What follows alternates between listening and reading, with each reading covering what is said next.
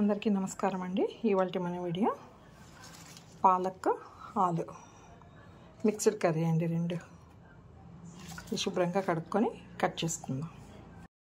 ఇదిగోండి ఆలు కట్ చేసుకున్నాను, పాలక్ కూడా కట్ చేసుకున్నాను. దీనికి కావాల్సిన ఐటమ్స్ అండి. ఇప్పుడు ఆనియన్, మెంతికూర, కొత్తిమీర, టమోటా, వెల్లుల్లి, 2 లవంగాలు, కొద్దిగా చెక్క, కొద్దిగా ఎండు కొబ్బరి, ధనియాల పొడి, కారము, ఉప్పు, పసుపు.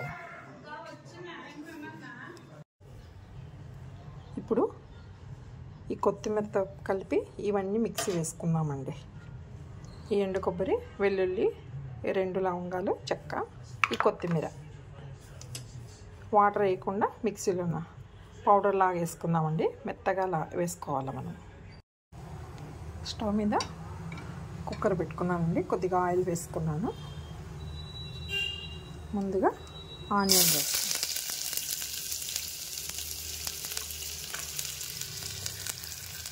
ఆనియన్ వేసుకున్న వెంటనే మెంతికూర వేసుకోవాలి.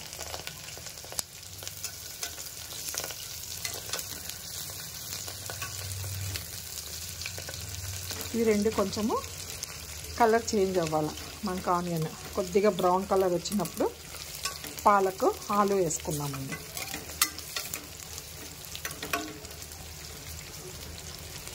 కొద్దిగా ఇది కలర్ చేంజ్ అవ్వనిస్తాము.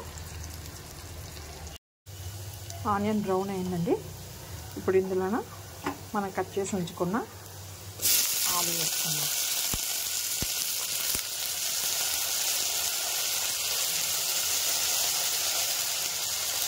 నేను 2 ఆలు తీసుకున్నాను, 2 కట్టల పలకల కూర తీసుకున్నానండి. మరి పలకల కూర ఎక్కువైనా టేస్ట్ అంత బాగుండదండి. ఇప్పుడు పాలక్ వేసేస్తుంది.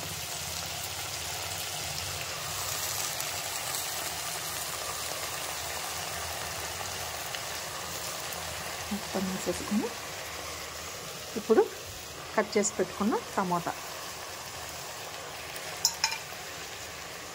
పసుపు, ఉప్పు, కారము, ధనియాల పొడి 2 ఇవన్నీ కొంచెం బాగా మిక్స్ చేసుకుంటాం. కొంచెము వాటర్ చూసి వేసుకోవాలా. పలకల కూరలోన తడి ఉంటుంది. మసాలా వేసినప్పుడు తగినన్ని వాటర్ మాత్రమే వేసుకోవాలి మనం. ఒక 2 నిమిషాలు మగ్గనిస్తామండి దీన్ని.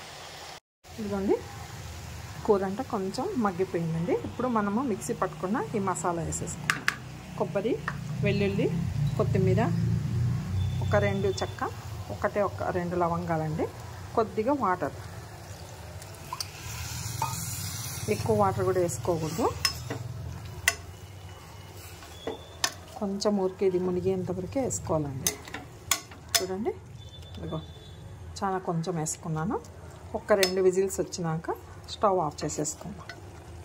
కుక్కర్ మూత పెట్టేసుకున్నామండి. ఒక 2 విజిల్స్ రాగానే స్టవ్ ఆఫ్ చేసేసుకుందాం. ఇదిగోండి కుక్కర్ 2 విజిల్స్ వచ్చేసింది.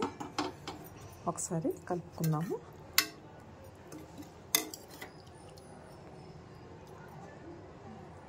మీకు ఈ వీడియో నచ్చిందనే అనుకుంటున్నాను.